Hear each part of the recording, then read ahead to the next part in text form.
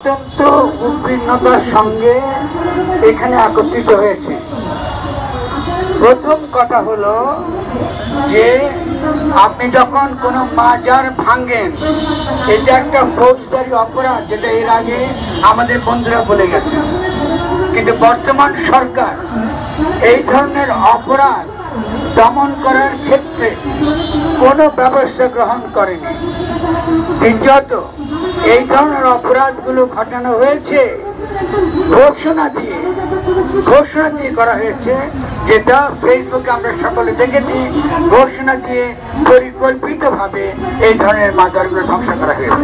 ফলে আমার প্রথম প্রশ্ন হবে, বর্তমান যারা ক্ষমতায় রয়েছেন, যে সকল উপদেষ্টা মন্ডলী রয়েছেন, যারা স্বরাষ্ট্র মন্ত্রণালয়ে রয়েছেন দায়িত্বে, কেন তারা এই ধরনের স্থাপনা ধ্বংস বন্ধ করতে পারলেন না? এটা যদি তারা না করেন, তাহলে আমরা বুঝবো যে আজকে আমরা শেখ হাসিনার যে বক্তব্য শুনছি, আমরা যে সকল তার যেই আমরা আসছে, যেটা তিনি দাবি করছেন তিনি এখনো বাংলাদেশের প্রধানমন্ত্রী এবং তিনি দেশে যে কোনো মুহূর্তে ঢুকে যেতে পারেন, আমরা যখন ভাববো এই পরিস্থিতি তৈরি করার জন্য আপনারা দায়ী।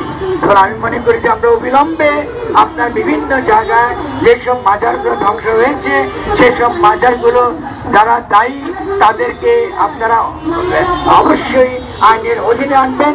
2 নম্বর, এর আগে যখন বিভিন্ন রকম বৌদ্ধ মন্দির ভাঙা হয়েছিল, বিভিন্ন রকম মন্দিরগুলো ভাঙা হয়েছিল, বা অন্যান্য সনাতন ধর্মীয় মন্দির ভাঙা হয়েছিল, আপনার রাষ্ট্রের তরফে তাদেরকে টাকা দিয়েছিলেন। বাংলাদেশ রাষ্ট্র মুখে নিজেকে অসাম্প্রদায়িক বলে, কিন্তু একটা সাম্প্রদায়িক চরিত্র আমরা এর আগে দেখেছি। তা আমাদের দাবি খুব পরিষ্কার, যে সকল বাজারগুলো ভাঙা হয়েছে তাদের পুরো স্থাপনা গড়ে দেওয়ার দায়িত্ব আপনাদেরকে নিতে হবে। যদি আপনারা না নেন, এর দায়িত্ব আপনাদেরকে নিতে হবে একই সঙ্গে, যে কেন আপনারা এটাকে রক্ষা করতে পারলেন না। আমার 2 নম্বর প্রশ্নটা হবে, বাংলাদেশে যারা মাজার ভাঙাকে ইসলামের কাজ বলে মনে করে, তারা যদি ভাবে যে তাদেরকে আল্লাহ দুনিয়া পাঠাইছে ইসলামের উপর তাদের বাপের সম্পত্তি, এক মহিলা এই দেশকে তাদের বাপের সম্পত্তি মনে করেছিল বলে তাকে কিন্তু আমরা এখান থেকে তাড়িয়ে দিয়েছি। আর কেউ যদি মনে করে যে ইসলাম তার বাপের সম্পত্তি, আমি তাদেরকে হুঁশিয়ার করে দিচ্ছি, এটা কারো বাপের সম্পত্তি নয়। ইসলাম প্রত্যেকটা জনগণের, সকল আমাদের রসুল আমরা বলি রহমতুল আলামিন, তিনি শুধুমাত্র মানুষের জন্য শান্তি হয়ে হাজির হন নাই, তিনি পশু পাখি কীট পতঙ্গ সকল জীবের জন্য শান্তি হয়ে হাজির হয়েছেন। তো আমাদেরকে আপনারা বেশি মুসলমানিত্বের বড়াই করেন না, আপনাদের পেছনের ল্যাঞ্জা আমরা দেখে ফেলেছি।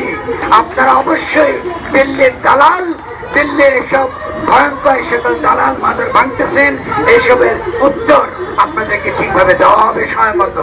এই সরকারকে আমরা সমর্থন করি, আমরা চাই না এই সরকার কোনোভাবে দুর্বল হোক, কিন্তু আমরা বারবার বলা সত্ত্বেও এই সরকার কিন্তু আমাদের কথা কানে তুলছে না। আরেকটা কথা বলি, ইসলামে কখনোই আইন নিজের হাতে তুলে নেবার কোনো অধিকার দেওয়া হয়নি। কেন দেওয়া হয়নি? তার কারণটা খুব সহজ। ইসলাম বলে আপনি মত দিতে পারেন, আপনি ফতোয়া দিতে পারেন যত খুশি, কিন্তু কারো উপর সেই ফতোয়া বাস্তবায়িত করবার অধিকার আপনার নাই। বলে আপনারা যারা এই মাজার ভাঙছেন, আপনাদের সঙ্গে ইসলামের কোনো সম্পর্ক নাই, এটা আমরা অত্যন্ত পরিষ্কার বুঝতে পারছি। বাংলাদেশের যে সকল সাধারণ মানুষ এদের কথা দ্বারা বিভ্রান্ত, আপনারা দয়া করে আপনারা জিনিসটা পরিষ্কার করবেন।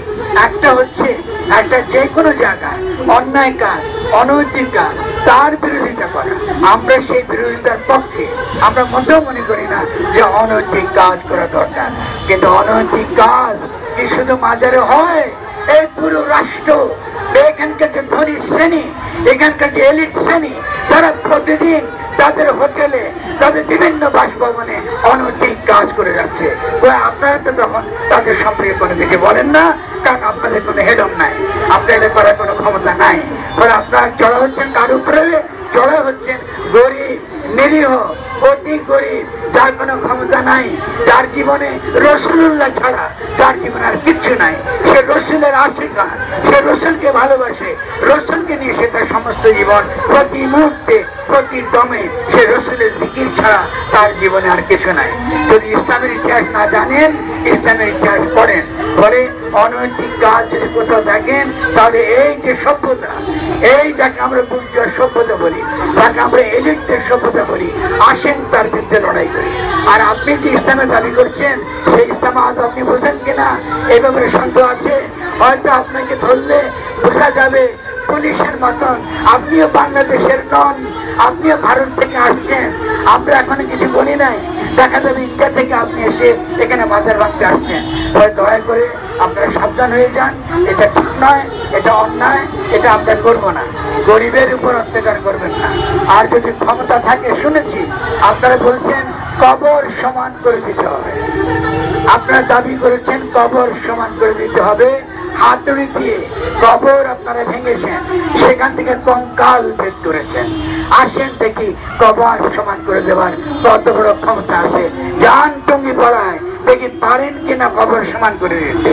যান আপনি জিয়াউর রহমানের কবরে, আমরা দেখবো কত বড় শক্তি আপনাদের আছে কবর সমান করে দেওয়ার।